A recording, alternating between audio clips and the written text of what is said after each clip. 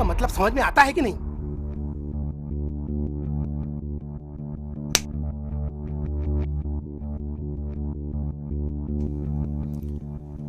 लगता है चींटियों के भी पर निकल आए हैं। जब चींटियों के पर निकलते हैं ना तो उनकी मौत निश्चित होती है। कढ़ाई पे अगर छपाक से कलछड़ी मारोगे तो सबसे पहले तुम खुद जलोगे। सही कहा। कहो तो सालों को गन्ने की तरह छील के रख दूं? अभी नहीं। जो ढंग से स्टूल पे न बैठ पाए वो साला इस राजनीति की कुर्सी पे क्या बैठेगा? तो क्या करें हम लोग? तेजाब से भरी बोतल को पटक कर नहीं तोड़ा जाता। बराबर बोला भाई। अगर वो चुनाव जीत गए तो? पगला गए हो का? जब भी बोलते हो गजबई बोलते हो। 2-4 गड्डियां और बंटवा देंगे, उससे क्या होगा? जनता को क्या चाहिए? समय पर उसकी जरूरतें पूरी करते रहो, वो आंख बंद करके अंधी बनी रहती है। मुन्ना बजरंगी, नकेल तो हमारे हाथ में है।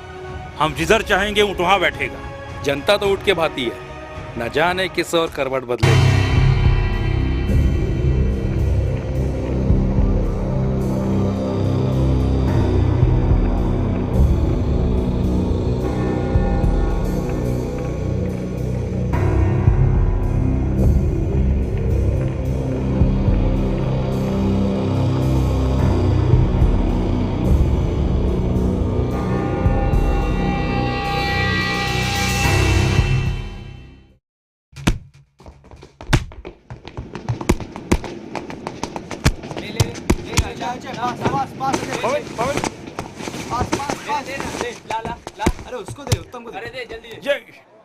ओके बाय, चलो।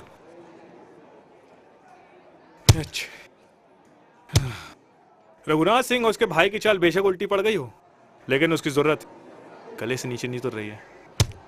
इसका बदला तो हमें लेना ही होगा, वरना उन कुत्तों की फिर कोई नई चाल होगी। बदला? पर कैसे? उनकी इलेक्शन में हार करा के। चुनाव भी नजदीक आ रहे हैं।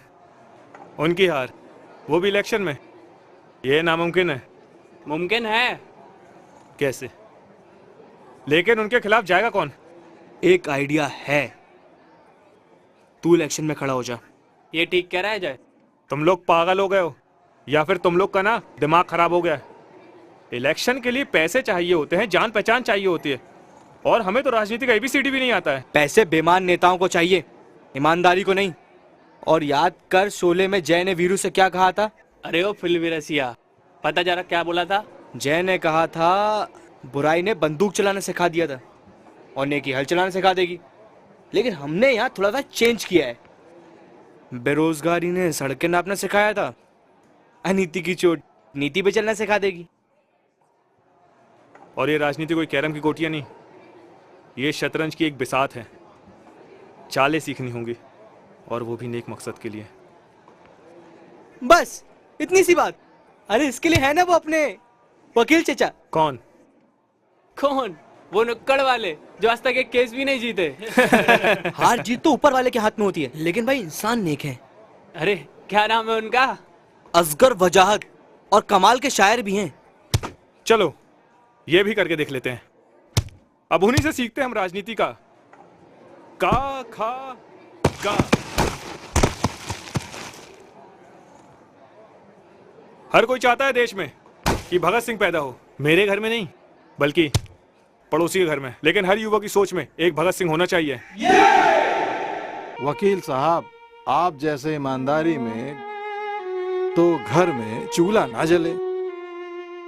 ठीक कहते हैं शुक्ला जी, लेकिन हमारे वालिद साहब ने सूखी रोटी खाकर भी अपने उसूलों पर कायम रहे, और मैं उनका दामन थामकर उन्हीं के उसूलों पर चलता हूँ। उसूलों से घर नहीं चलता वकील साहब, घर चलता है इज्जत, शोहरत, पैसा, सम्मान से। आज हमें देखिए कितना नाम है, कितना काम है। आप लेकिन वहीं के वहीं क्या कर लिया आपने ईमानदारी से? ठीक है शुक्ला जी, अच्छा किए, लेकिन एहतियात रखिए। अरे नाराज क्यों हो रहे हैं? अच्छा तो चलते हैं वकील साहब, हमारा समय हो रहा है, क्लाइंट इंतजार कर रहे हैं।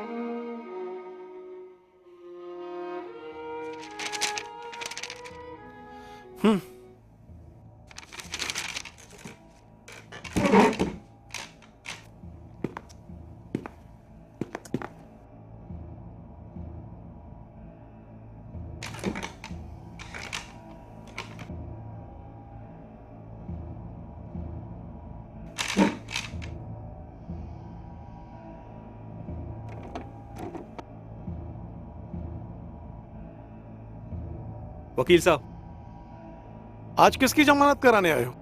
लड़ाई झगड़ा, मारपीट, यही सब तो आज युवाओं की फितरत है।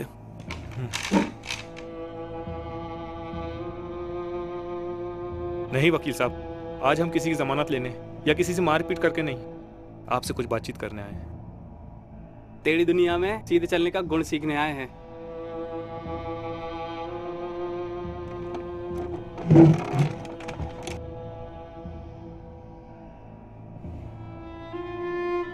बैठो। Thank you sir. Thank you sir.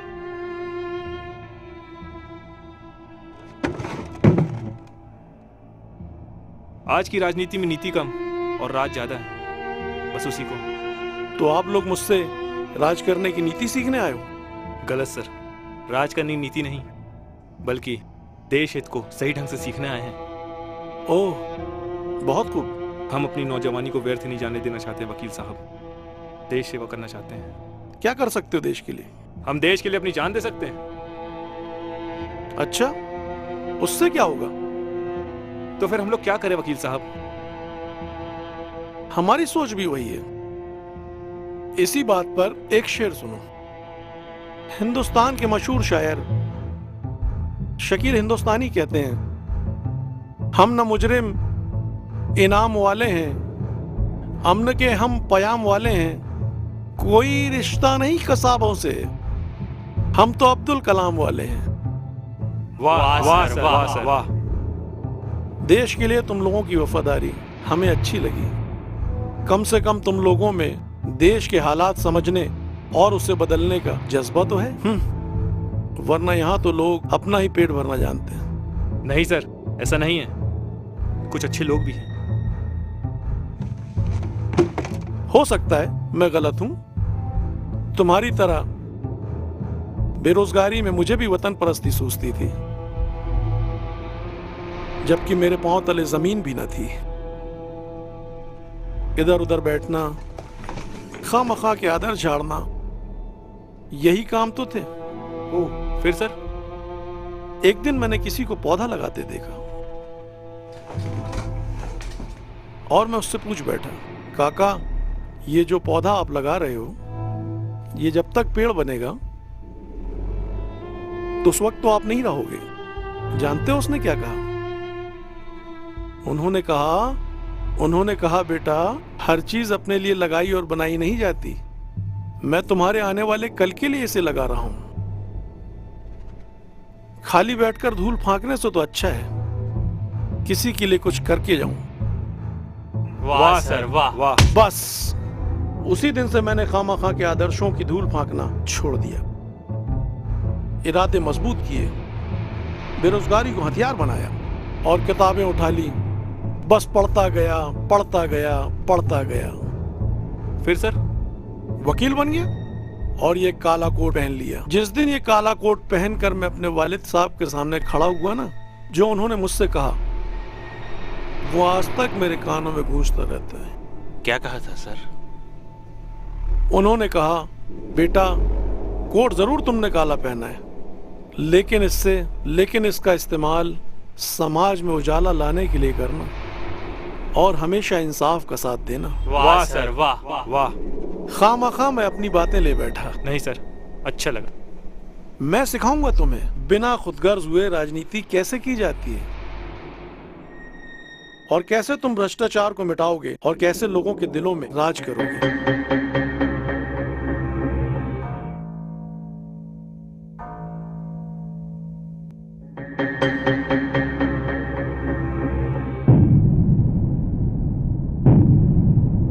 Thank you so much sir.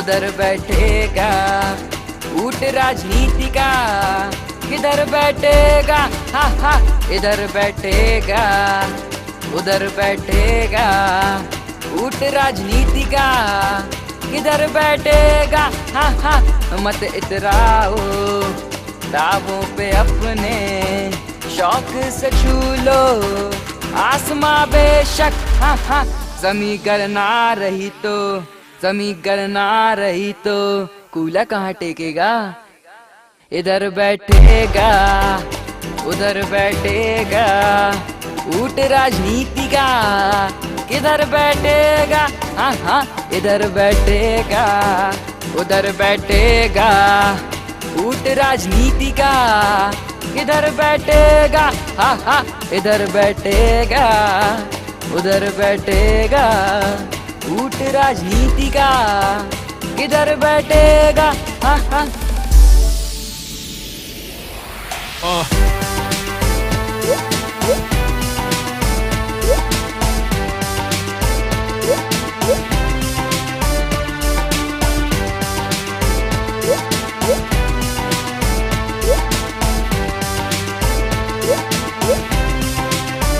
इधर बैठेगा उधर बैठेगा ऊंट राजनीति का, किधर बैठेगा, हा हा इधर बैठेगा उधर बैठेगा ऊंट राजनीति का, किधर बैठेगा, हा हा मत इतराओ दावों पे अपने, शौक से छू लो आसमां बेशक, हा हा जमी गरना रही तो, जमी गरना रही तो कूला कहाँ टेकेगा, इधर बैठेगा उधर बैठेगा ऊंट राजनीति का, किधर बैठेगा, हाँ हाँ इधर बैठेगा उधर बैठेगा ऊंट राजनीति का, किधर बैठेगा, हाँ हाँ इधर बैठेगा उधर बैठेगा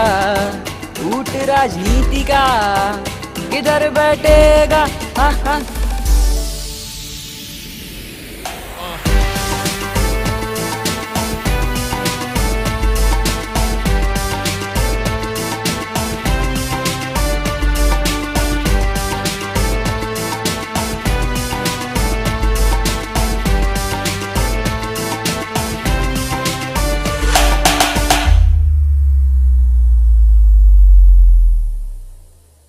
बधाई हो अजय। Thank you sir.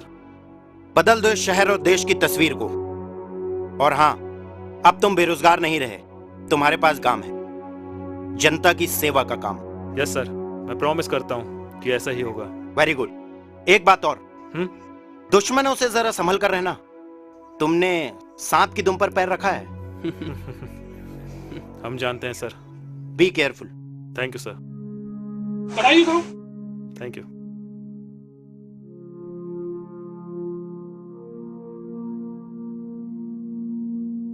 मुबारक हो अजय, हम अपने मकसद में कामयाब हुए हैं। ये मुबारकबाद मुझे नहीं, बल्कि उन लोगों को दो जिन्होंने सच और ईमानदारी का साथ दिया और अपनी वोटों की ताकत को जाना है। सही बात, सच कहा तुमने। हम युवाओं को अपनी सोच बदलनी होगी, देश सेवा का जज्बा लिए अब राजनीति में उतरना होगा। तभी हम अपने देश की मौजूदा तस्वीर को बदल सकते हैं और हमारा भारत देश फिर से सोने की चिड़िया होगा। बेशक। गंदी राजनीति नहीं, गंदे हैं रघुनाथ सिंह जैसे लोग जो छल कपट करके सत्ता हासिल करते हैं और हमारी भोली भाली जनता इन्हें सर माथे पे बिठाती है। और ये देश के गद्दार सत्ता में आते ही अपने वादों से मुकर जाते हैं और जनता की उम्मीदों को तोड़ देते हैं, छल करते हैं जनता के सपनों के साथ और उनके विश्वास के साथ।